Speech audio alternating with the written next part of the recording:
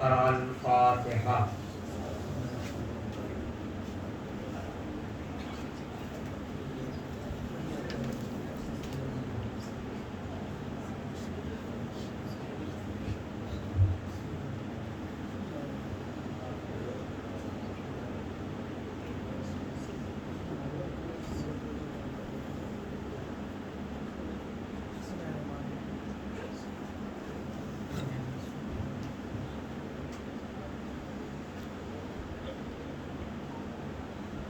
لا حول ولا قوة إلا بالله العلي العظيم. بسم الله الرحمن الرحيم. رب اشرح لي صدري ويسر لي أمري واحلل عقدة من لساني يفقهوا قولي. حسبنا الله ونعم الوكيل ونعم المولى ونعم النصير. الحمد لله الذي هدانا لهذا وما كنا لنهتدي لولا أن هدانا الله. لقد جاءت رسل ربنا بالحق. الصلاة والسلام والتحية والإكرام على نبينا المؤيد ورسولنا المسدد المصطفى الأمجد المحمود الأحمد حبيب إله العالمين بالقاسم محمد.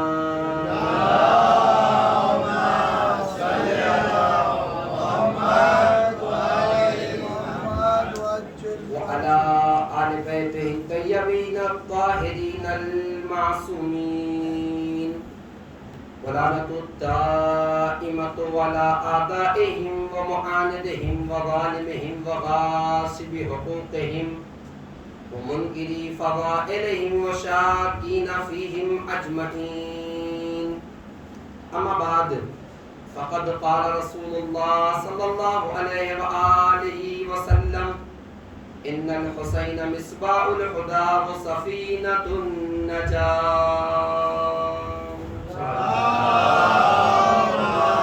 صل على محمد وآل محمد. اعزائي کرام قدر، معزز و محترم سامعین کرام، تقریباً 8-9 روز سے ولایت اور کربلا کے عنوان سے آپ کی خدمت میں گفتگو پیش کی جا رہی تھی، اور کل آپ کی خدمت میں یہ پیش کیا ہے کہ ولی کے پاس کتنے اختیارات ہوتے ہیں. پانی پر، چاند پر، سورج پر، حتیٰ کائنات کے ذرے ذرے پر ولی کو اختیار حاصل ہوتا ہے. اور اب بھی اس موضوع میں بہت زیادہ وسعتیں ہیں اگر بیان کیا جائے تو، لیکن آج کی یہ مجلس شب اربعین کے عنوان سے ہے، اور اگر اسی موضوع کو مستقل کیا جائے تو مشکل یہ ہے کہ وہ ہمارے مہمان جو آج تشریف لائے ہیں کچھ باتیں ان کے لیے مشکل ہوگی، اس لیے گزشتہ تقاریر میں وہ موجود نہیں تھی. لہٰذا اس بات کو دیکھتے ہوئے آج جس حدیث کو سرنامہ سخن قرار دیا ہے یہ اللہ کے رسول کی مشہور و معروف حدیث ہے، جس میں اللہ کے رسول ارشاد فرما رہے ہیں ان الحسین مصباح الہدی وسفینۃ النجاۃ، کہ بے شک حسین ہدایت کا چراغ ہے اور نجات کی کشتی ہے. یعنی میں کی خدمت میں پیش کروں، آپ دیکھیں اللہ کے رسول کہہ رہے ہیں ان الحسین مصباح الہدی، ہدایت کا چراغ ہے. اگر آپ غور کریں گے اللہ کے رسول نے چراغ اس لیے کہا کہ چراغ روشن ہوتا ہے، چراغ کے پاس نور ہوتا ہے، چراغ کے پاس روشنی ہوتی ہے. تو پھر کائنات میں، دنیا میں کتنی ایسی چیزیں ہیں جو چراغ سے زیادہ روشن ہیں. سورج چراغ سے زیادہ روشن، چاند چراغ سے زیادہ روشن، حتی ستارہ چراغ سے زیادہ روشن. اللہ کے رسول چاہتے تو کہہ سکتے تھے ان الحسین شمس الہدی، کہ حسین ہدایت کا سورج ہے، لیکن اللہ کے رسول نے یہ نہیں کہا. یہ بھی تو کہہ سکتے تھے ان الحسین قمر الہدی، کہ حسین ہدایت کا چاند ہے، لیکن امام حسین کے لیے اللہ کے رسول نے یہ بھی نہیں کہا. اور یہ بھی کہہ سکتے تھے ان الحسین کوكب الہدی، کہ حسین ہدایت کا ستارہ ہے. نہ اللہ کے رسول نے ہدایت کا سورج کہا، نہ ہدایت کا چاند کہا، نہ ہدایت کا ستارہ کہا. اگر اللہ کے رسول کی مراد اس چراغ سے روشنی تھی تو سورج چراغ سے زیادہ روشن، چاند چراغ سے زیادہ روشن، ستارہ چراغ سے زیادہ روشن. لیکن اللہ کے رسول نے ان تینوں چیزوں کی تشبیہ نہیں دی تو کس کی تشبیہ دی؟ چراغ کی تشبیہ دی. دیکھنا پڑے گا کہ کون سی ایسی بات چراغ میں ہے جس کے بنا پر اللہ کے رسول کہہ رہے ہیں کہ حسین ہدایت کا چراغ ہے. اب آپ غور کریں، سورج خود روشن ہوتا ہے، زمانے والوں کو بھی روشن کرتا ہے، لیکن کسی کو اپنی ذاتی روشنی عطا نہیں کرتا. جیسے خود روشن ہے دوسرے کو ویسا روشن نہیں کرتا. وہ چاند بھی زمانے والے کو روشن کرتا ہے. اگر سائنس کے اسٹوڈنٹ بیٹھے تو جانتے ہیں کہ چاند کی تو اپنی کوئی روشنی نہیں ہوتی، وہ سورج سے روشنی کسب کرتا ہے چاند، اور زمانے والوں کو منور کرتا ہے. تو چاند کی تو اپنی کوئی روشنی نہیں ہوتی. دنیا کو روشن تو کرتا ہے لیکن اپنی ذاتی روشنی کسی کو عطا نہیں کرتا. یہ خوبی ستارے میں بھی ہے، ستارے کی اپنی ذاتی روشنی نہیں، یہ بھی سورج سے کسب کرتا ہے، زمانے والے کو روشن کرتا ہے، لیکن اسے بھی جب وہ روشنی دیتا ہے تو اپنی ذاتی روشنی عطا نہیں کرتا. یہ واحد صفت چراغ کے اندر ہوتی ہے کہ ایک چراغ سے ہزاروں چراغ جلا دیے جائے نہ اس کی روشنی میں کمی آتی ہے، دیکھنے میں بخالت کرتا ہے. صلوات پڑھیں محمد و آل محمد.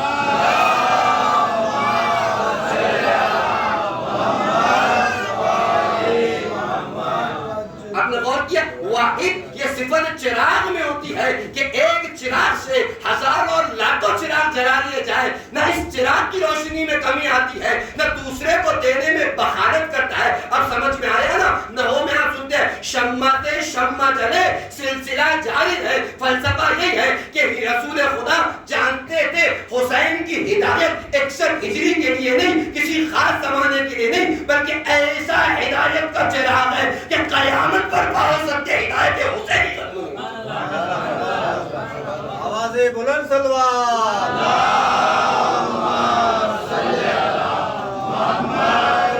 حسینیت زندہ باد. حسینیت زندہ باد. حسینیت زندہ باد. آپ لوگ سے گزارش تھوڑا ابھی سے آگے آ جائے تاکہ بعد میں تکلیف نہ ہو. ظاہر سی بات ہے.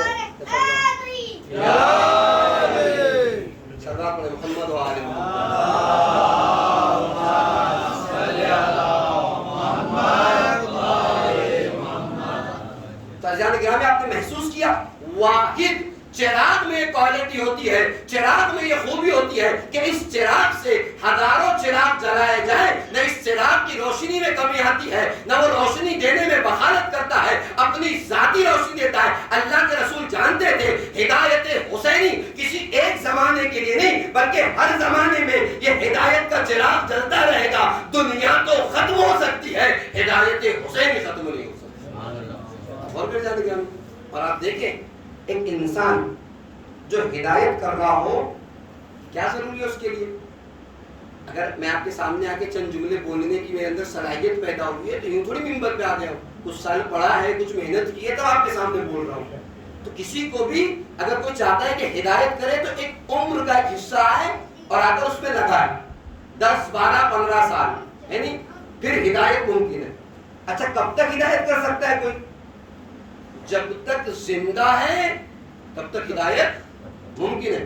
جس دن میں مر گیا زبان خاموش، اب کچھ بول نہیں سکتا، کسی کو راستہ نہیں بتا سکتا، کسی کی ہدایت نہیں کر سکتا. اس کا مطلب کم سے کم انسان 15-20 سال زندگی کے لگائے تب آ کر ہدایت کرے. کب تک کرے گا؟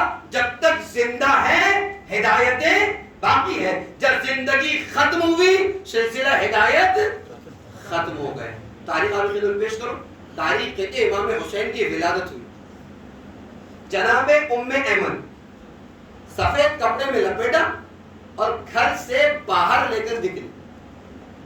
سامنے سے یہودیوں کا قافلہ آ رہا. ان کے سردار کی نگاہ امام حسین کے چہرے پہ پڑی. اچانک سے رک گئے. بہت دیر تک دیکھتا رہا اور آ کے جناب ام ایمن سے کہتا ہے تم ہو کون؟ میں کنیز فاطمہ ام ایمن. تو کیا اجازت دیتی ہو کہ اس بچے کا بوسہ لے لوں؟ عام گھر کی کنیز نہیں، جناب ام ایمن ہے. اس گھر کی کنیزیں تو قرآن سے باتیں کیا کرتی ہے. کہتی ہے یہ بچہ عام گھرانے کا بچہ نہیں ہے. دلبند فاطمہ جگر گوش رسول نور نظر علی مرتضی ہے. نجاستیں ان سے دور ہے. یہ طہارتوں کا مرکز ہے. ہر کوئی ایرا غیرہ اس کے قریب نہیں آ سکتا. انکار کر دیا. یہودی کہتا ہے کہ میں نے اپنی کتاب تورات میں جس بچے کی خوبیوں کا تذکرہ پڑھا ہے ساری خوبیاں اس بچے میں. کیا تم اجازت دیتی ہو کہ کلمہ پڑھ کر مسلمان ہو جاؤں تو بچے کا بوسہ لے لوں؟ ایک مرتبہ جناب ام ایمن ہے، میں نے کہا عام گھر کی کنیز نہیں، شہزادی کے گھر کی کنیز ہے. کہا اگر ایسا کر سکتے ہو تو کر لو. تاریخ کہتی ہے یہ مڑا ہے. اس کے ساتھ جو ڈیلیگیشن تھا، جو قافلہ تھا، اپنے ساتھیوں کی طرف متوجہ ہوا ہو کے کہتا ہے ساری خوبیاں جو تورات پہ میں نے اس بچے کے لیے پڑھی جو کائنات کو نجات عطا کرے گا اس بچے میں موجود ہے. جو بھی چاہتا ہے کہ نجات حاصل کرے اس کی ذمہ داری ہے کہ حسین کے ہاتھوں پر اسلام کو قبول کرے. اب تاریخ کہتی ہے خود نے کلمہ پڑھا، سارے قافلے کو کلمہ پڑھا کر ایک مرتبہ آسمان کی طرف نگاہ کر کے کہتا ہے پروردگارا گواہ رہنا ہم نے حسین کے ہاتھوں پر اسلام کو قبول کر لیا. اب سمجھ میں آیا ان الحسین مصباح الہدی. یہ ہدایتیں وہ ہدایتیں ہیں کہ جہاں عمر کی ضرورت نہیں. میں نے کہا کہ انسان ہدایت کے لیے کچھ سال آ کر سیکھے تب جو ہے آ کے ہدایت کر سکتا ہے. لیکن یہاں تو معاملہ یہ ہے ہادی تو کہتے ہی اسے ہے کہ یہودی دیکھے تو اسلام قبول کر لے. یہ ابتدا ہدایت. اچھا میں نے کب تک ہدایت کر سکتے ہیں؟ جب تک زندہ ہوں. بولتا رہا جس دن زبان آنکھ بند ہوگی زبان بھی بند ہو جائے گی. لیکن اللہ ہدایت حسینی آج بظاہر وجود امام حسین سے کائنات خالی. لیکن میں آپ سے پوچھتا ہوں کہ ہدایت امام حسین کا سلسلہ بند ہوتا ہے یا جاری؟ اب خدمت کرو صادق آل محمد امام جعفر صادق علیہ السلام.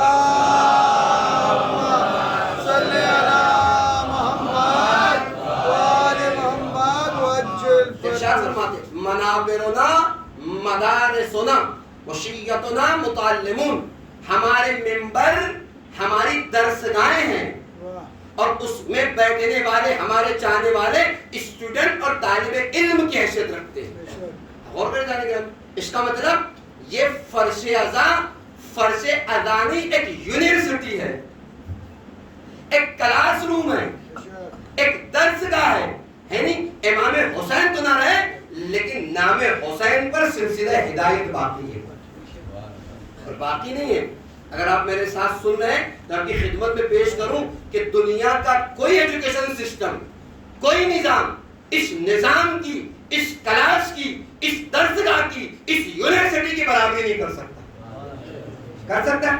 آج اگر آپ کے ایجوکیشن سسٹم کو دیکھیں، تعلیمی نظام کو دیکھیں تو کبھی تعلیمی نظام میں عمر کی قید ہے، تو کبھی سن و سال کی قید، تو کبھی مال و دولت کی قید، تو کبھی مذہب و ملت کی قید ہے کہ نہیں ہے؟ ہم دیکھیں اگر عمر کی قید نہیں ہے آپ ایک کام کریے، ایک 5 سال کے بچے کا ہاتھ پکڑیے اور پکڑنے کے بعد لے جائیے کسی کالج اور یونیورسٹی میں اور کہیے کہ اس بچے کو میں 12ویں میں 12th میں بٹھوانا چاہتا ہوں. قبول کر لے گی کوئی کالج؟ ایکسپٹ کر لے گا کوئی کالج؟ نہیں کرے گا نا. اچھا کوئی بات نہیں، آپ نے 5 سال کے بچے کو آپ 12ویں میں اور 12th میں نہیں بٹھا سکے. 60 سال کے بوڑھے کا ہاتھ پکڑیے اور لے جائیے کسی اسکول میں, کہیے اس کا ایڈمیشن LKG میں کروانا چاہتے ہیں, لے لے گی کوئی اسکول؟ لے سکتی ہے کوئی اسکول لے لے گی. اس کا مطلب نہ آپ 5 سال کے بچے کو 12ویں اور 12th میں بٹھا سکتے ہیں, نہ 60 سال کے بوڑھے کو KG میں بٹھا سکتے ہیں. کیا مطلب؟ دنیا کا تعلیمی نظام کہیں نہ کہیں تعلیمی نظام میں عمر کی قید ہے, سن و سال کی قید ہے. ہر عمر والے کو ہر جگہ پڑھایا نہیں جا سکتا. ایک مرحلہ. اچھا, امیری اور غریبی کی شرط ہے کہ نہیں ہے؟ غریب بچے بڑی اسکولوں میں کالجوں میں نہیں پڑھ سکتے. پڑھ سکتے نہیں پڑھ سکتے. وہ تو گورنمنٹ اور میونسپلٹی کی اسکولیں ڈھونڈتے ہیں. کیوں؟ اس لیے کہ اتنا ڈونیشن, اتنی فیس, اتنے سورسز کہاں سے لے کے آئے گا. اس کا مطلب کہیں نہ کہیں ہمارے ایجوکیشن سسٹم میں امیری اور غریبی کی بھی شرط ہے کہ امیر کے بچے چھوٹی اسکولوں میں نہیں پڑھتے اور غریب کے بچے بڑی اسکولوں میں نہیں پڑھ سکتے. آگے بڑھی ایک مرحلہ ہمارے ایجوکیشن میں. آپ لوگ تھوڑا آگے آتے رہیے, اس لیے میں شروع میں کہا تھا کیونکہ ظاہر سی بات ہے روز جب آدھا کھانا بھر جاتا ہے, مہمان ہونے کے بعد تو بظاہر بھرے گا. سلام پڑھ رہے ہیں, آگے آئے تھوڑا تھوڑا.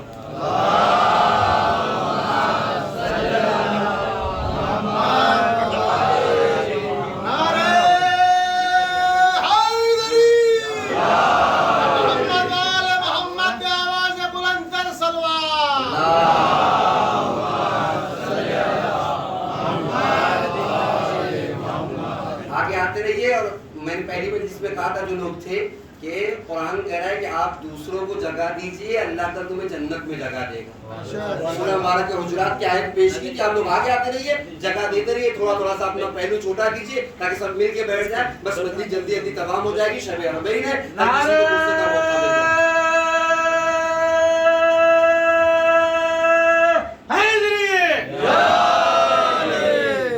آپ غور کریں تو ہمارے ایجوکیشن سسٹم میں, ہمارے تعلیمی نظام میں کہیں نہ کہیں عمر کی قید ہے, کہیں نہ کہیں امیری اور غریبی کی قید ہے, کہیں نہ کہیں مذہب و ملت کی قید ہے. اب تو بعض لوگوں نے ایسی اسکولیں بنا لی ہے کہ اگر ہمارے مکتب فکر کا ہے, ہمارے عقیدے کا ہے تو ہماری اسکول میں ایڈمیشن ہوگا, ورنہ ایڈمیشن نہیں ہے. سب باتیں میں واضح کر کے نہیں بول سکتا, آپ بخوبی مجھ سے بہتر جانتے ہیں.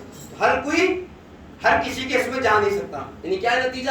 نتیجہ یہ کہ ہمارا دنیا کا بلکہ پوری دنیا کا جو تعلیمی نظام ہے, ایجوکیشن سسٹم ہے, اس کی حالت یہ ہے کہ کہیں عمر کی قید ہے, کہیں سن و سال کی قید ہے, کہیں مال و دولت کی قید ہے, تو کہیں پہ مذہب و ملت کی قید ہے. واحد درسگاہ حسینی ہے, ایک ایسی اوپن یونیورسٹی ہے جہاں نہ عمریں دیکھی جاتی ہے, نہ امیری و غریبی دیکھی جاتی ہے, نہ مذہب و ملت دیکھا جاتا ہے. 5 سال کا بچہ ہے وہ بھی تشریف لے آئے, 7 سال کا بوڑھا ہے وہ بھی آ جائے, امیر ہے وہ بھی بسم اللہ, غریب ہے وہ بھی آ جائے. حد ہو گئی, اپنا ہے تب بھی آ جائے, غیر ہے تب بھی نہیں.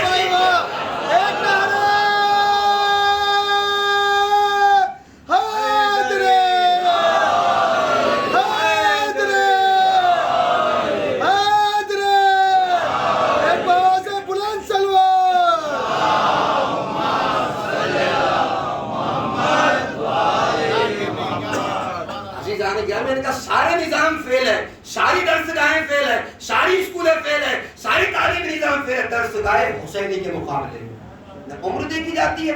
اچھا معجزہ نہیں ہے تو کیا ہے؟ آپ مجھے بتائیے, میں آپ کی خدمت میں پیش کروں, اگر آپ زبردستی کر کے کسی 5 سال کے بچے کو 12 کلاس میں لے جا کے بٹھلا بھی دیں تو کیا سمجھے گا وہ الجبرا کے فارمولے؟ کیا سمجھ میں آئے گی جیومیٹری کی شکلیں اس کے سامنے؟ سمجھے گا بھئی اس کی قد و قامت نہیں ہے, اس کے پاس اتنا علم نہیں ہے کہ ان باتوں کو قبول کر سکے. کرے گا, نہیں کر سکتا.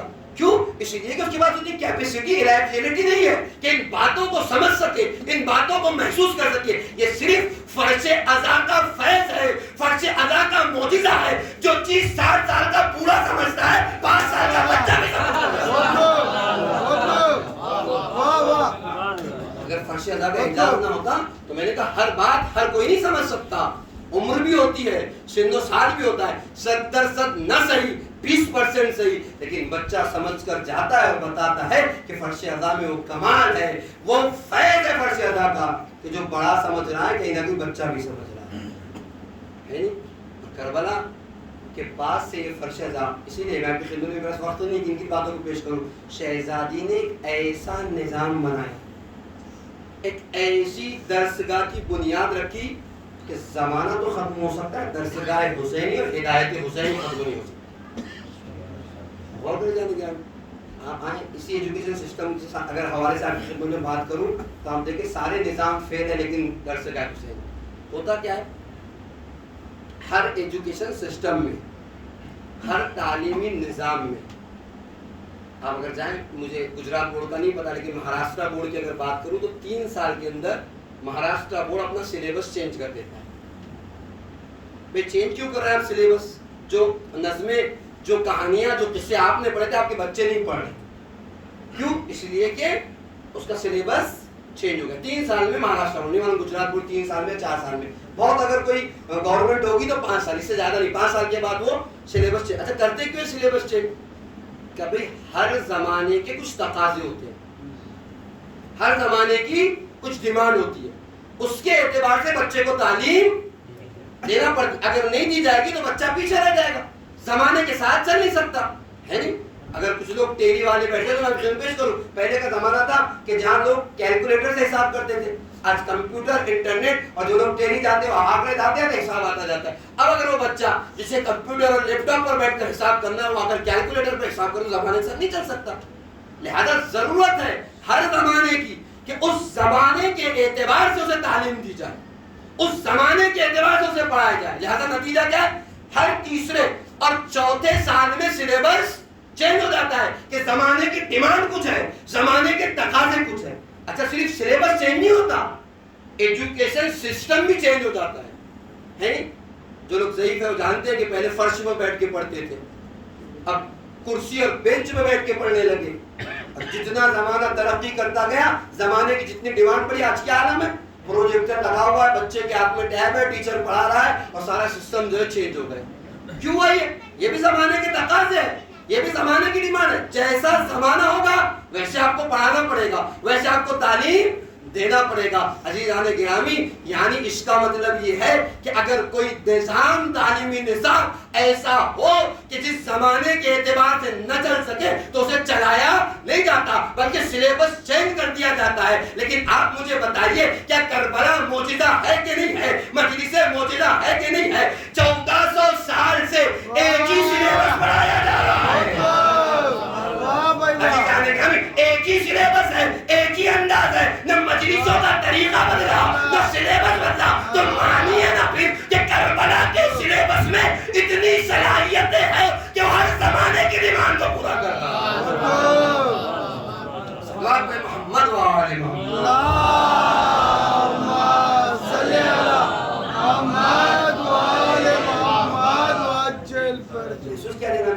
بہت سے اصل مجھے رکنا نہیں ہے زیادہ اس موضوع پہ، ورنہ ہدایت حسینی آپ کی خدمت میں پیش کرتا. مجھے کچھ عربین کے حوالے سے کچھ باتیں پیش کرنی ہے، ورنہ اور بھی تعلیمی نظام کو آپ جس زاویے سے دیکھیں، جس اینگل سے دیکھیں، کربلا مجلس فرش عذاب معجزہ ہے. معجزہ وقت نہیں کہ میں اس میں زیادہ رکوں. تو خیر عرض یہ کر رہا تھا کہ اللہ کے رسول کا ان الحسین مصباح الہدی و سفینۃ النجاۃ، بے شک حسین ہدایت کا چراغ ہے. کیوں کا چراغ؟ اس لیے کہ چراغ میں یہ خوبی ہے کہ ایک چراغ سے ہزاروں چراغ جلاتے جائیے، چراغ کی روشنی میں کمی نہیں آتی، ذاتی روشنی دینے میں بخارت نہیں کرتا. رسول خدا جانتے تھے کہ حسین کی ہدایت ایک زمانے کے لیے نہیں ہے بلکہ ہر زمانے کے لیے ہے. قیامت تو آ سکتی ہے، ہدایت حسینی کا سلسلہ ختم نہیں ہو سکتا. اگر آپ زیارت ربیع میں پڑھیں گے آقا حسین آپ نے قربانی دی لِيَسْتَنْقِذَ عِبَادَكَ مِنَ الْجِحَالَةِ وَحَيْرَةِ الضَّلَالَةِ. اے پروردگار، آقا حسین نے قربانی دی تاکہ تیرے بندوں کو جہالت سے نکال سکے اور ضلالت اور گمراہی سے باہر لا سکے. ہدایت حسین یہ کر آپ زیارت عربین میں جملوں کی تکرار کریں گے تو امام حسین کی شہادت کا جو نتیجہ ہے کہ آپ نے اس لیے شہادت دی، پروردگار امام حسین نے اس لیے شہادت دی کہ زمانے کو جہالت سے نکال لے، گمراہی اور ضلالت سے باہر نکال سکے، نجات دے سکے. یہ امام حسین. اچھا نہ صرف ہدایت، اگر سخاوت کی بھی بات کروں آپ کی خدمت میں امام حسین کی، البتہ کہنا تو مجھے بہت کچھ تھا، نہیں معلوم کبھی آپ نے غور کیا کہ ہدایت کے لیے ایک جملہ آپ کی خدمت میں کہہ دوں. آپ دیکھیں مجلس تمام ہوگی، ابھی آپ کو تبرک ملے گا، ہے نا؟ کوئی بھی ہو، مثلا کھانا ہو، غذا ہو، بسکٹ ہو، ٹوسٹ ہو، جو بھی غذا، جو بھی تبرک ملا. کبھی آپ نے غور کیا یہ تبرک جو آپ کو ملا ہے تبرک کے مادی ہے. اس فرش عزا سے آپ کتنے معنوی تبرک لے کر جاتے ہیں کبھی آپ نے غور نہیں کیا. یعنی نماز سیکھی تو فرش عزا سے، عبادت کا سلیقہ لیا تو فرش عزا سے، دعائیں سیکھی تو فرش عزا سے، اخلاق سیکھا تو فرش عزا سے، کردار لیا تو فرش عزا سے، ادب سیکھا تو فرش عزا سے. ہر خوبی جو آپ اپنے اندر محسوس کرتے ہیں یہ صدقہ ہے ہدایت حسینی کا کہ آپ کے اندر پائی جاتا ہے. میں رکنا نہیں چاہ رہا ورنہ ہدایت اور پیش کرتا. خیر ہدایت کے ساتھ سخاوت بھی دیکھیے. سخاوت کا بھی کیا اصول ہے؟ ایک انسان آئے اور آنے کے بعد کچھ مال اور دولت جمع کرے اور جمع کرنے کے بعد پھر اسے دینا شروع کرے. تو جمع کرنے کے لیے ایک وقت درکار ہے. اچھا کب تک دے گا؟ جب تک زندہ ہے سخاوت جاری ہے. جس دن مر گیا سخاوت کے دروازے. بھائی حاتم تھا ایک بہت سخی تھا، ہے نہیں؟ اتنا سخی تھا کہ زمانہ آج تک اس کی سخاوت کی تذکرے کرتا ہے. لیکن امیر کائنات کی خدمت میں کسی نے کہا کہ مولا بہت سخی تھا، تو مولا نے کہا کہ سخی نہیں تھا بخیل تھا. کیوں؟ کہ ایک ہی دروازے سے اتنا کیوں نہیں دے دیتا تھا کہ دوسرے دروازے پہ آنے کی ضرورت ہی نہ ہو. خیر البتہ موضوع نہیں. سخی تھا. کب تک سخی تھا؟ جب تک زندہ تھا سخاوت. جس دن آنکھ بند ہو گئی سخاوت کے سلسلے منقطع، سخاوت کے دروازے. کیا کہنے سخاوت حسینی کیا. ادھر دنیا میں آئے ہیں تو کہ فطرس کو بال و پر عطا کیا تو کہ رائب کو اولاد دے دی. مجھے رکنا نہیں ہے، تفصیل پیش نہیں کرنی ورنہ پیش کرتا. اصل جہاں تک مجھے لے کے آنے آپ کو اور مسائل کے ساتھ بات تمام کرنی ہے. یہ سلسلہ ابھی پیدا ہوئے ہے، نہ مال جمع کرنے کی ضرورت نہ عمر لگائیے. اور کب تک جاری رہتا ہے؟ جب تک انسان زندہ ہے سخاوت کے دروازے کھلے ہیں. جس دن مر گیا سخاوت کے دروازے بند ہو گئے. لیکن ہزاروں سلام ذات ابا عبداللہ حسین کی سخاوت پر. کربلا پہنچے تھے نا، زمین کو خریدا تھا 2 محرم کو. 3 شرطیں رکھی تھی. کیا تھی پہلی شرط؟ یہ زمین میں تمہیں قبیلہ بنی اسد اور اس کیا کہا کہ زمین میں تمہیں ہبہ کیے دیتا ہوں. حسین کی 3 شرطیں ہیں. کیا تھی؟ حسین کا کوئی زائر کربلا مولا تشریف لائے تو حسین کی قبر کا نشان بتا دینا. اولاً تو لاشوں کو دفن کر دینا، دوسرے حسین کی قبر کا نشان بتلا دینا.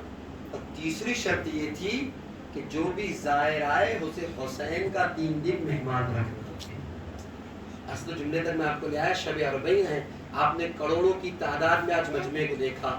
یاد رکھیے ایک جملہ میرا، اگر امام حسین کی میزبانی نہ ہوتی تو کسی حکومت میں طاقت نہیں تھی کہ اتنے بڑے مجمع کو سنبھال سکتا تھا. اور دلیل ہے، آپ اٹھائیے، آج سے 4-6 سال پہلے سعودی گورنمنٹ نے ہر ملک کے کوٹھے بانٹ دیے. انڈیا سے اتنے آئیں گے، افغانستان سے، پاکستان سے، ایران سے، اس سے زیادہ. کیوں نہیں آئیں گے؟ اتنے لوگ آ رہے ہیں، ان کے ہوٹل کا انتظام، ان کے رکنے کا انتظام، ان کے غذا کی ذمہ داری، ان کی دواؤں کی ذمہ داری.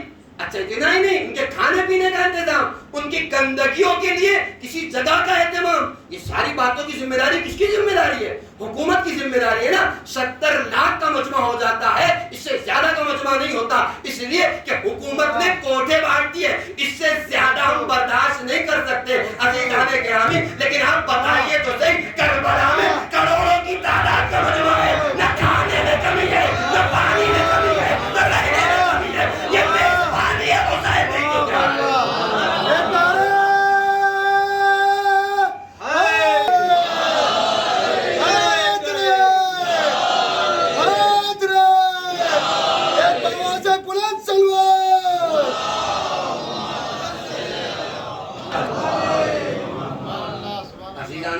امام حسین سخاوت کا انتظام کر کے جا رہے تھے. حسین رہے نہ رہے، جو بھی ظاہر کربلا آ جائے حسین کا 3 دن مہمان ضرور رہے. میں نے کہا کہ یہ میزبانی امام حسین کی نہ ہوتی تو کوئی حکومت یہ کام کر ہی نہیں سکتی تھی کہ کروڑوں لوگوں کے رکنے کا انتظام کر دے. رکنے کا نہیں، کھانے کا انتظام کرے، رہنے کا انتظام کرے. میں نے کہا صرف کھانا اور رہنے نہیں ہے، تاکہ گندگیاں بھی اہمیت کیا ہمیں لے کے جائے تو کہاں جائے اتنے لوگوں کی. لیکن ہمارے اذان گرامی یہ کربلا اسے لگتا ہے کربلا نہیں، اعجاز امام حسین ہے، میزبانی امام حسین ہے. زمین کربلا وسیع ہوتی ہے، کروڑوں ظاہر کو اپنی آغوش میں لے کر اب عبداللہ حسین کی میزبانی بتا. نہ کسی حکومت میں کیا مجال تھی کہ اتنے بڑے مجمع کو سہارا دے. میں پیش کروں گا نہ صرف کربلا تک، آپ آ جائیں دنیا بھر میں. ہم تو یہ ہمارا جملہ ہے کہ ہم نے تو اپنی زندگی پائی ان تبرکات میں. ایک زمانے میں کسی علاقے میں تھا اور وہاں سے ایک انٹرویو میں نے دیکھا. ایک ٹی وی چینل والا ہوسٹ تھا، اس نے جو ہے وہ ایک انگریز سے سوال کیا کہ مجلسیں، یہ سبیلیں، یہ تبرکات دیکھ کر تم کیا سمجھتے ہو؟ پتہ ہے اس نے کیا جواب دیا تھا؟ اس نے جواب دیا تھا Hussain is a rich man of the world. دنیا کے امیر ترین انسان کا نام حسین ہے. کا کوئی دلیل ہے؟ کسی دلیل کی بنیاد پہ کہہ رہے ہیں، یوں بے کی بات کر رہے ہیں. اس نے کہا ایک دلیل ہے، جس کے نام پر زمانہ اتنا خرچ کر رہا ہے، خود کتنا بڑا امیر ہوا کہ لوگ اس کے نام پہ اتنا خرچ کر رہے ہیں. اگر وہ اتنا بڑا نہ ہوتا تو لوگ اس کے نام پہ اتنا خرچ نہ کرتے. لوگوں کا خرچ کرنا بتا رہا ہے کہ اتنا امیر تھا کہ جس کے نام پر لوگ خرچ کرنے کے لیے تیار. جان گرامی، یہ سخاوت حسینی ہے. لوگ مر جاتے ہیں، سخاوتوں کے سلسلے بند ہو جاتے ہیں، لیکن سخاوت حسینی ہے. جیسے ہدایت جاری اور ساری تھی، سخاوت بھی جاری اور ساری ہے. میں آپ کی خدمت میں پیش کروں جان گرامی. البتہ اس کے ساتھ بھی دنیا کا دوہرا رخ ہے. اور ایک جملہ علامہ شہزاد جوادی کہا کرتے تھے کہ ان مجلسوں کے اثرات، ان عزاداری، ان جلوسوں کے اثرات ہم اور آپ سمجھ رہے ہو نہ سمجھ رہے ہو، دشمن سمجھتا ہے اسی لیے بولتا ہے. حقیقت بھی آپ مجھے بتائیے، کل 2-4 دن بعد آپ نکلیے راستوں پر، کسی مجمع کی بھیڑ لگا دیجئے، سارا میڈیا کوریج دیتا ہے کہ نہیں دیتا؟ 25-50 لوگ جمع ہو جائے، لیکن کروڑوں کا مجمع کربلا میں ہے، کوئی کوریج نہیں کرتا. کیوں؟ اس لیے کہ دشمن جانتا ہے کہ یہ انقلاب حسینی ہے. جتنا دنیا میں پھیلے گا زمانہ جو ہے وہ جہالت سے نکلتا چلا جائے. اب بتائیے کہاں ہے میڈیا؟ ہم اور آپ، یہ تو سوشل میڈیا ہے کہ جس نے اتنا عام کر دیا. ورنہ کہ آپ نے ٹی وی لگا کے دیکھو تو کتنے ٹی وی چینل جو اس کو کوریج دے رہے ہیں. اتنا بڑا مجمع، اتنی بڑی گیدرنگ دنیا کے کسی کوشے میں، اور نہ گیدرنگ، پرامن گیدرنگ. ورنہ جہاں لوگ بڑھ جاتے ہیں، جہاں میلے لگتے ہیں، وہاں کیا ہوتا ہے؟ غذاؤں کے ریٹ بڑھ جاتے ہیں، ہے نہیں؟ چیزیں مہنگی ہو جاتی ہے. لیکن یہ تو صدقہ ہے عبداللہ الحسین کا. مہنگا ہونا تو دور کی بات، لوگ ہاتھ پکڑ پکڑ کر کھلاتے ہیں کہ ہمارے موقف سے کھا لو، ہماری زمین میں آ جاؤ. جان گرامی، میں پیش کروں آپ کی خدمت میں علامہ ہندی، ایک کتاب ہے باب ہادی اشر کے نام سے عقائد میں. وہ تعریف کرتے ہیں معجزے کی. معجزہ کہتے کسے؟ هو الامر الخارق العادہ والمطابق للدعوہ. کہہ رہے معجزہ کہتے کسے؟ جو فطرت، کسی چیز کی فطرت کو کچل دے اسے معجزہ کہتے ہیں. مثال کے طور پہ اب لوگ صلوات پہ محمد وعلی محمد،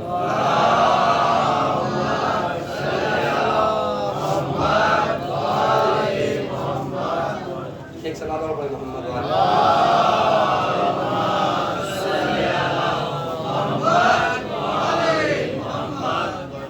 کہتے ہیں هو الامر الخارق للعادہ ومطابق للدعوہ. معجزہ کہتے کسے؟ جو کسی چیز کی فطرت کو توڑ دے، کسی چیز کی فطرت کو کچل دے، عادت کو کچل دے، اسے معجزہ کہتے ہیں. یعنی کیا مطلب آگ کا کام ہے جلانا، اگر کسی کے لیے گلزار بن جائے تو معجزہ. لوہے کا کام ہے سخت رہنا، کسی کے ہاتھوں میں آنے کے بعد موم بن جائے تو معجزہ. سنگریزوں کا کام ہے خاموش رہنا, کسی کے ہاتھوں پہ آ کے کلمہ پڑھنے لگ جائے تو معجزہ.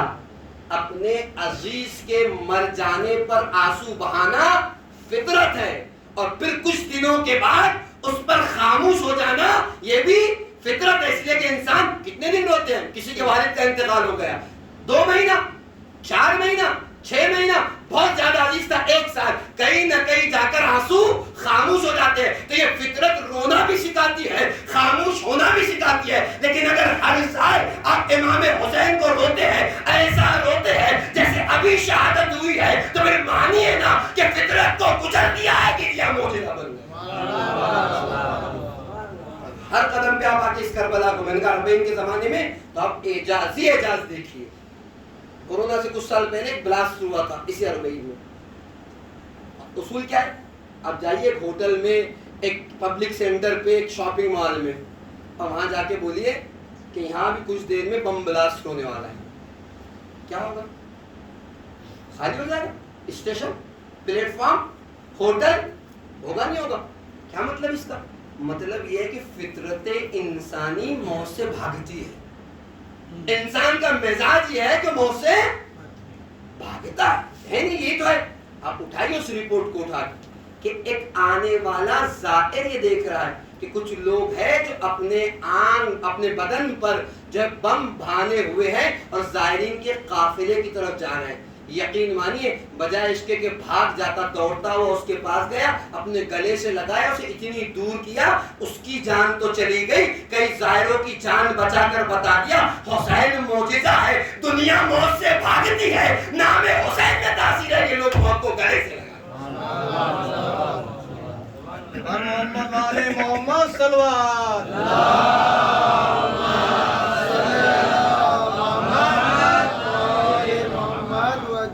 اور بتاؤں کہ خدمت میں کن کن معجزوں کا تذکرہ کروں. فطرت انسانی زیادہ تر مزاج انسان کو لینا سکھاتا ہے. یعنی وقت و در پیش کرتا کہ جس معاشرے میں لینے والے لوگ زیادہ ہوں وہاں فساد, جھگڑا, لڑائیاں سب ہوتی ہے. جس معاشرے میں دینے والے لوگ زیادہ ہوں وہاں لڑائیاں جھگڑے نہیں ہوتے. لیکن فی الحال ابھی وقت نہیں رہا, بس میرا وقت تقریباً ختم ہوگا. اتنی گنجائش ہے کہ مسائل پڑھ کے بعد تمام ہو. لیکن آپ مجھے بتائیے انسانی مزاج کیا ہے؟ ہر جگہ انسان دینے کے بجائے لینا جانتا ہے. ایسا نہیں ہے؟ اب دیکھ لیجئے, اپنی زندگی میں آزما کے دیکھ لیجئے کہ انسان کوشش یہ کرتا ہے کہ دے کم لے زیادہ.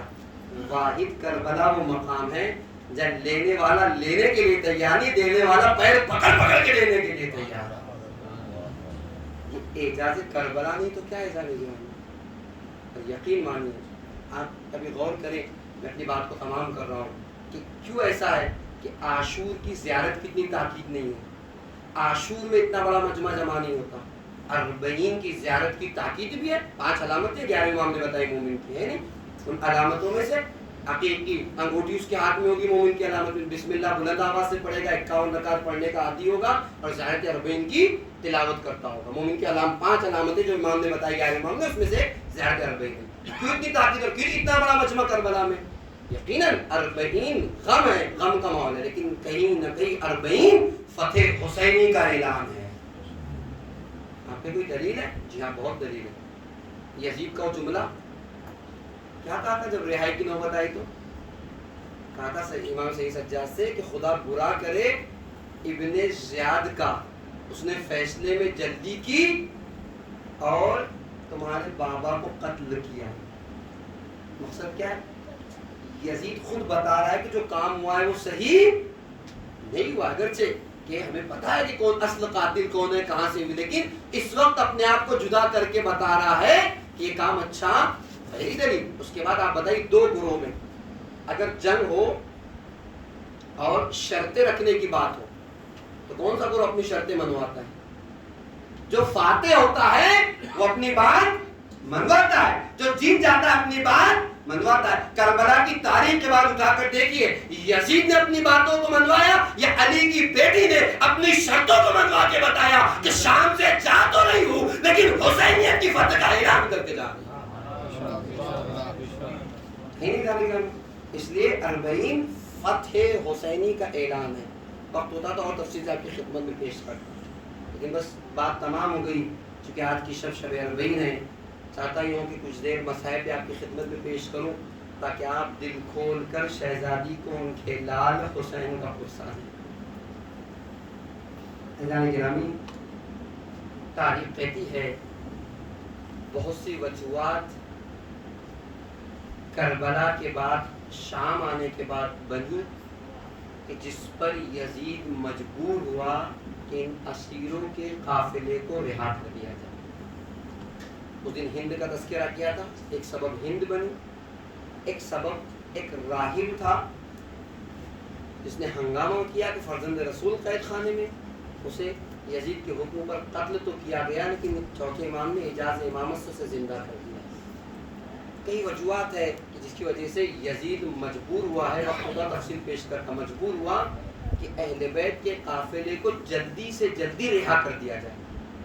اگر یہ یہاں رہ گئے تو قیامت برپا ہوگی اور تخت شام پلٹ دیا جائے. تاریخ کہتی ہے اس ملعون نے چوتھے امام کو بلوایا تو شہزادی زینب کھڑی ہوگی، بیٹا سید سجاد اکیلے نہ جانے دوں، بھائی سے تمہاری حفاظت کی ذمہ داری لے کے چلی ہو اور کئی مقام پہ تمہیں خود بچایا ہے، اس لیے کہ امامت کا تحفظ کرنا ہے.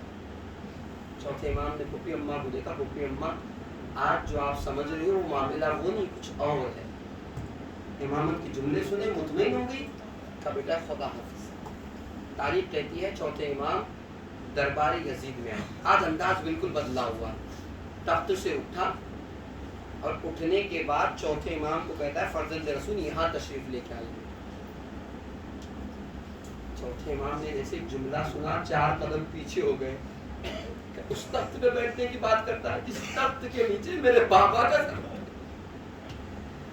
شراب کی نشے کے عالم میں بابا کا سر تیرے تخت کے نیچے تھا، تو چھڑی سے گستاخ کر اس تخت پہ میں بیٹھوں. کہیں مجھے اس تخت کی ضرورت نہیں ہے. اچھا کوئی بات نہیں، آپ بیٹھنا نہیں چاہتے، ہم نے تمہیں آزاد کر دیا، رہنا چاہو رہو، جانا چاہو جاؤ. تاریخ کہتی ہے کہ چوتھے امام نے کہا جب تک میں اپنی پھوپھی سے مشورہ نہ کر لوں کوئی بات نہیں کہہ سکتا. ایسا نہیں تھا کہ علم امامت میں باتیں نہیں تھی کہ کیا فیصلہ لینا ہے، اس لیے علم لدنی کا امام مالک ہوتا ہے. لیکن چوتھے امام اپنی پھوپھی کے کردار کو بتا رہے تھے کہ اگر میری دادی بذات الرسول ہو سکتی ہے تو میری پھوپھی بھی شریک کار امامت قرار پا سکتی ہے. تو مجھے اجازت دے، میں جا کے مشورہ کروں گا اور مشورہ کرنے کے بعد کروں گا. جب شہزادی کی خدمت میں آئے تو پھوپھی اماں اس لیے اس نے بلایا تھا، آپ جیسا کہیں کہ اس سے کہو اس وقت ہمیں رہائی چاہیے جب تو ہماری 3 شرطیں قبول کر لیں. میں نے کہا جو جیتتا ہے اپنی شرطیں منواتا ہے، کہ 3 شرطیں قبول کر لیں. پہلی شرط یہ کہ جب سے میرے بھائی کی شہادت ہوئی ہے ہم نے اپنے بھائی پر آنسو نہیں بہائے ہیں، گریہ نہیں کیا ہے. ہم ایک مقام دے دے، ایک منزل دے دے کہ جہاں ہم کم سے کم 3 روز تک اپنے بھائی کا ماتم کر سکیں. اس کے بعد دوسری شرط شہزادی نے رکھی کہ اس سے کہو کہ جو مال اور اسباب تو نے لوٹا ہے وہ مال اور اسباب ہمارا واپس کر دے. اور تیسری شرط یہ سر جو نوکے نیزہ پہ بلند تھے وہ سر ہمارے حوالے کر دیے. تاریخ کہتی ہے امام سجاد واپس آئے. آنے کے بعد کا میری پھوپھی کا کہنا یہ ہے کہ 3 شرطیں قبول کی جائے تو ہم جائیں گے، ورنہ ہمیں آزادی رہائی نہیں چاہیے. تاریخ کہتی ہے کہ یزید نے کہا جو آپ کہو میں ماننے کے لیے تیار ہوں. ٹھیک ہے، آزاد ہے، تمہاری شرطیں بھی مجھے قبول ہیں. تاریخ کہتی ہے سب سے پہلا کام جو یزید نے کیا وہ لوہار کو بلائے تاکہ سید سجاد کے گلے کا تو ہاتھوں کی ہتھکڑیاں اور پیروں کی بیڑیاں کھول جائے. جملہ سنو گے ارباب ایسا. تاریخ کہتی ہے جب یہ لوہار آگے بڑھا اور چاہتا یہ ہے کہ گلے کے تاؤں کو کاٹ دے، اس سے پہلے کہ تاؤں کاٹتا غش کھا کے زمین پر گر گیا. جب غصے واقع ہوا اس سے پوچھا گیا کہ تیرا تو کام یہ ہے کتنے قیدی روزانہ آزاد کرتا ہے، یہ پہلی مرتبہ غش کھا کے کیوں گرا؟ یہ کہتا ہے بہت سے قیدی دیکھے، بہت سو کو آزاد کیا، لیکن یہ عجیب قیدی ہے جس کے گلے کی توق کی کیلیں اس کے گوشت میں بےبس ہو گئی، اس کے زخم مجھ سے برداشت نہ ہوا، دشکا کے زمین پہ گر گیا۔ اجرکم اللہ، تاریخ کہتی ہے کہ گلے کا توق کھولا گیا، ہاتھوں کی ہتکڑیاں کاٹی گئی، پیروں کی بیڑیاں نکالی گئی، بیڑیاں کیا گویا جلد ساتھ میں باہر آ رہی ہو۔ مختل کہتا ہے اب آزادی مل گئی، یزید نے کمرہ خالی کروایا اور کمرہ خالی کرنے کے بعد شہزادیوں کے حوالے کیا کہ آپ اپنوں کا پرسہ لے لیں، اپنوں پہ ماتم کر لیں۔ تاریخ کہتی ہے شہزادیاں جمع ہو گئی، یزید نے آزادی تو دے دی اور ساتھ میں یہ بھی کہا کہ جو چاہے کرے یہ آپ کا اپنا ہے۔ مختل کہتا ہے شہزادیوں نے شام کی عورتوں کو بلایا، آپ کیا مجلس ہوتی ہے نا تو کیا ہوتا ہے، آنے والا سلام پڑھتا ہے، خطیب مصائب پڑھتا ہے، تب آپ گریا کرتے ہیں نا، لیکن زینب نے جو مجلس برپا کی نا، نہ سلام پڑھنے کی ضرورت تھی نہ مصائب پڑھنے کی، کوئی بی بی کہتی تھی واہ حسینہ، کوئی آواز لگاتی تھی واہ عباسہ، واہ اکبرہ، واہ قاسمہ کی صدائیں تھی، بیویوں میں تو رحم بپا تھا۔ اجرکم اللہ، بڑے اطمینان سے کہا ارباب عزا دل کھول کے شہزادی کو پرسہ دیجیے گا، ایام عزا کے آخری دن ہے، اگلے سال رہیں گے تو پھر مجلس ہوگی، پھر ماتم و جلوس ہوگا، زندگی نے وفا کی تو پھر ماتم کریں گے، باقی رہی حیات تو پھر غم منائیں گے، اور چل بسے تو قبر میں پھر خاک اڑائیں گے۔ اجرکم اللہ، تاریخ کہتی ہے کہ شہزادیوں نے گریہ کرنا شروع کیا، ابھی گریہ کر ہی رہی تھی کہ لٹا ہوا سامان آنا شروع ہوا۔ مختل کا جملہ آپ کی خدمت میں پیش کروں، سب سے پہلی جو چیز آئے گا وہ ننھی سے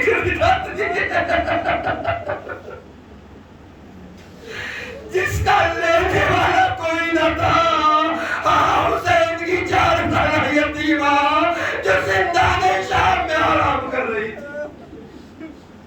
پھر بیویوں کی رضائیں آئیں، کبھی شہزادی زینب کی رضا، کبھی جناب ام کلثوم کی رضا، اور تاریخ کہتی ہے مختل نے لکھا کہ انہی اسباب میں، انہی سامان میں ایک کرتا ایسا آیا جو خوالود کرتا تھا، علی کی بیٹی مقام سے اٹھی، کرتے کو لیا، زاروں قطار گریا کرنا شروع کیا۔ امام سجاد قریب آئے، پھپھی اماں اس کرتے کو پہچانتی ہو، کیوں اتنا گریا کر رہی ہو؟ ایک جملہ شہزادی نے کہا، اے بیٹا سید سجاد، ارے اس کرتے کو کیوں نہ پہچانوں، میری ماں ہاتھوں سے سلا کر دی تھی اور سلتی نہیں تھی، سلتی جاتی تھی روتی جاتی تھی، سلتی جاتی تھی روتی جاتی تھی۔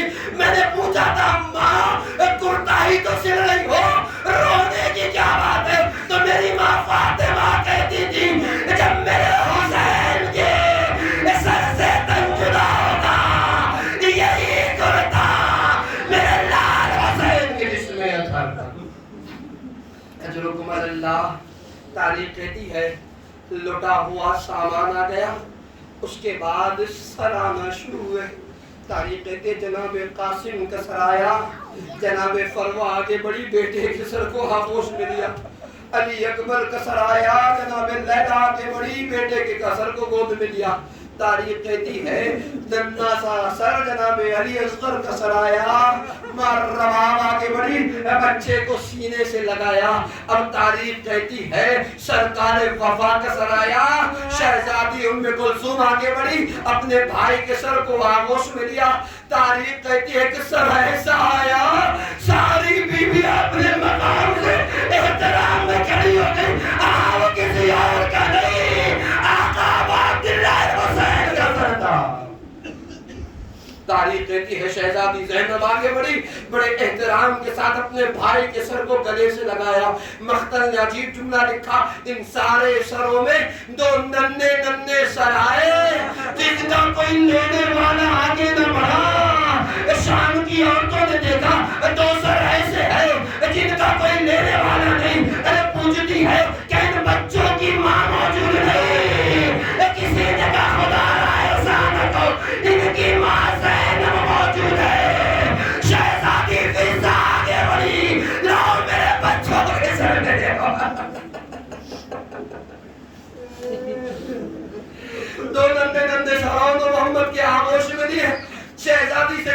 शहजादी जानती हूँ तुमने कहा रहूंगी तो भाई में रहूंगी, इन 2 सरों से अलविदा तो कर लो, अब ये सर दफना दिए जाएंगे। शहजादी ने कहा की बेटी हूँ जब देती हूँ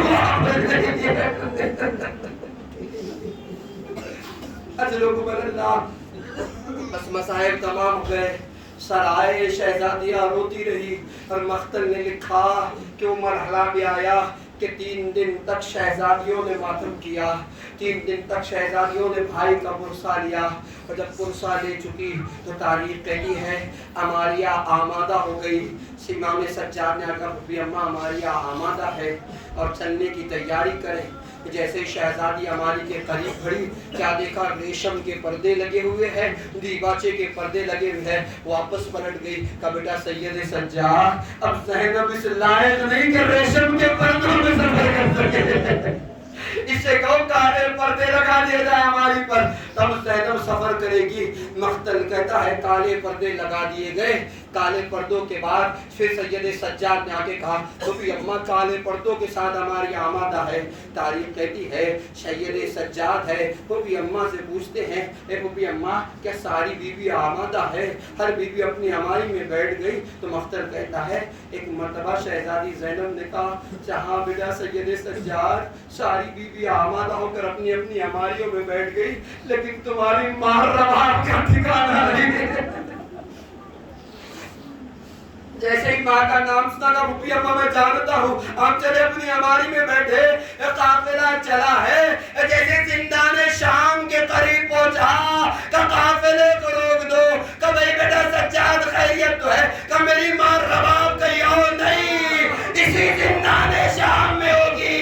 शहजादी ज़ैनब उतरी, जिंदान शाम की तरफ बढ़ी, क्या देखा एक माँ जैसे बच्ची को आगोश में लिए होती है।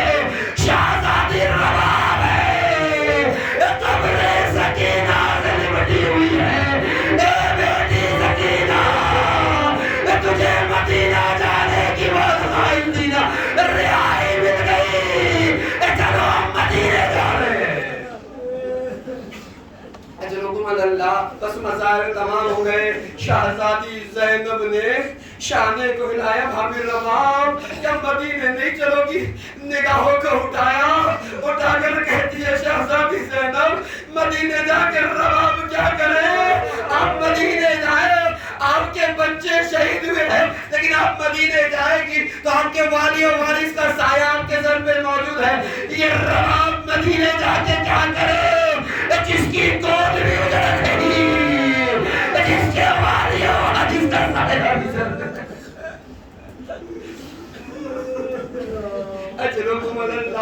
बस चंद मिनट की और ज़हमत है, शब अरबईन है, क्रिया कीजिएगा, अल्लाह आपके पुरसों को कबूल करे, शहजादी नासों को कबूल कीजिएगा।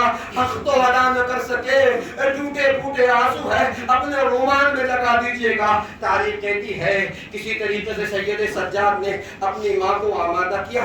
शहजादी ज़ैनब ने हाथों को पकड़ा, निकल रहे हैं जिंदाने शाम से। मख्तल कहता है ऐसे लग रहा था कब्रे सकीना से आवाज आ रही हो, ए फूफी अम्मा करबला जाइएगा तो अम्मू अब्बा से सलाम कहिएगा, कहिएगा चाचा अब्बास ये आपकी भतीजी कदम कदम पे आपको याद करती रही। ऐसे लग रहा था कब्रे सकीना से आवाज आ रही अम्मा करबला जाइएगा ना तो बाबा से भी मेरा सलाम कहिएगा, कहिएगा बाबा आपके सीने पे सोने वाली सकीना वापस पलट के ना आ सकी। बस तारीख कहती है शहजादी हमारी तक आ गई, शाम की औरतें खुदा हाफिज करने के लिए तैयार है। मख्तल कहता है शहजादी ज़ैनब ने कब्र जनाब सकीना से खुदा हाफिज कहा, एक जुमला कहा बेटी सकीना जा तो रही हूँ लेकिन तन्हा न छोड़ूंगी, वादा करती हूँ बहुत जल्दी वापस पलट के आऊंगी। और शहजादी ज़ैनब ने अपने वादे को पूरा किया। और इतना ही नहीं, जब अमारियों में बैठ गई ना, अमारिया चलना शुरू हुई। मख्तल कहता है जरा ہماری آگے بڑھی، شام کی عورتیں خدا حافظ کر رہی تھی، شہزادی زینب نے ہماری کا پردہ ہٹا کے کہتی شام کی عورتوں چاہ تو رہی ہوں، اپنی ایک امانت تمہارے حوالے کر کے جا رہی ہوں، بچے اندھیروں سے ڈرا کرتے ہیں، رات کا سناٹا ہونا تو قبر سکینہ پہ چراغ جلا دینا۔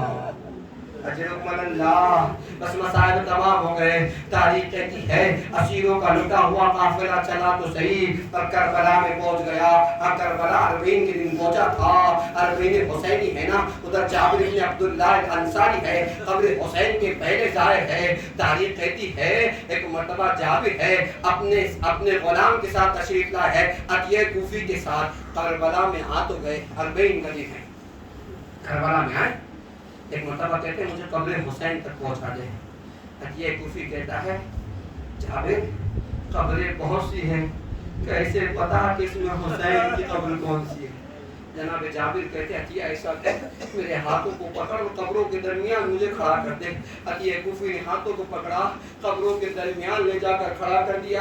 رسول کے صحابی ہے نا جابر بن عبداللہ الانصاری، کھڑے ہو کر کہتے ہیں السلام علیکم یا رسول اللہ، السلام علیکم یا ابن رسول اللہ۔ قبر امام حسین سے آواز آئی وعلیک السلام یا امی جابر، چچا جابر تم پر بھی میرا سلام۔ قبر سے آواز سنی، اپنے آپ کو قبر امام حسین پہ گرا دیا۔ اجرکم اللہ۔ مصائب تمام ہو گئے۔ مختل کہتا ہے ادھر امام سجاد آئے، جناب جابر سے ملاقات ہوئی۔ جیسے جناب جابر کی ملاقات ہوئی نا، جناب جابر کی آنکھیں چلی گئی تھی۔ یہ تاریخ کہتی ہے جناب جابر نے قافلے کے آنے کی ہٹ محسوس کی۔ عطیہ کوئی آ رہا ہے، کہاں گرد اڑتی دکھائی دے رہی ہے، تو ہو سکتا ہے میرا آقا سجاد ہو۔ کہ آپ کے آقا کی علامت کیا ہے؟ کہ میرا آقا جوان ہے، لہیم شہیم بدن ہے۔ قافلہ قریب آیا تو عطیہ کہتا ہے نہیں آپ کے آقا نے کہا کیوں ایسے کہتا ہے؟ کہ کوئی جوان تو نہیں، ایک بوڑھا ہے جس کی داڑھی سفید، کمر جھکی ہوئی ہے۔ لیکن تاریخ کہتی ہے جب قافلہ قریب آ گیا پتہ چلا سید سجاد ہے۔ عطیہ سے کہتے مجھے اپنے امام کے پاس لے جا۔ ادھر امام کو پتہ چلا، امام آئے، گلے سے لگا کے کہتے چچا جابر ہاؤنا قتل رجالنا، چچا جابر یہی وہ زمین ہے جہاں ہمارے مردوں کو قتل کر دیا گیا، وہ صبح اطفال ہونا ہمارے بچوں کو سوا کر دیا گیا۔ اجرکم اللہ۔ بس تاریخ کہتی ہے جناب جابر سے امام نے کہا جابر کچھ دور چلے جاؤ، میری پھوپھی آئی ہوئی ہے۔ جابر کہتے ہیں سید سجاد میری آنکھیں دیکھتی نہیں ہے، پھوپھی آتی ہے تو آنے دے۔ ایک مرتبہ امام سجاد کہتے ہیں جابر آنکھیں نہیں دیکھتی، کان تو سنتے ہیں نا، میری پھوپھی بھی ایک ایک کی قبر پہ گریا کرے گی، وہ آوازیں کانوں تک جائے گی۔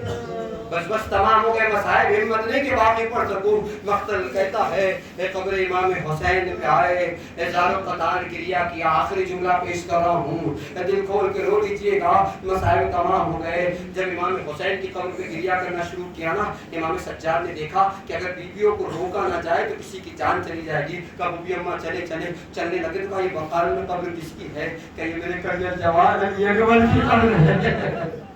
پھر ساری بیویاں قبر جناب علی اکبر پر گریا کیا۔ جب ساری قبروں پہ رو چکی، گنج شہیدہ میں شہیدوں کا ماتم کر چکے نا، شہزادی زینب کہتی ہے بیٹا سجاد سب کی قبریں تم نے ہمیں بتا دی، ہر کسی کا نام کیا؟ میرے بھائی عباس کی قبر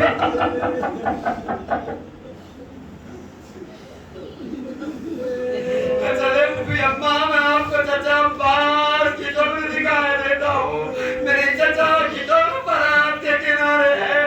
جب بیویوں نے فرات کے کنارے چلنا شروع کیا نا، شہزادی نے بیویوں کو روکا، روک کے شہزادی کہتے ہیں بیویوں میرے بھائی عباس کو سب کچھ بتا دینا، یہ بھی بتا دینا کہ شرابیوں کے مجمع میں گئے، تماشائیوں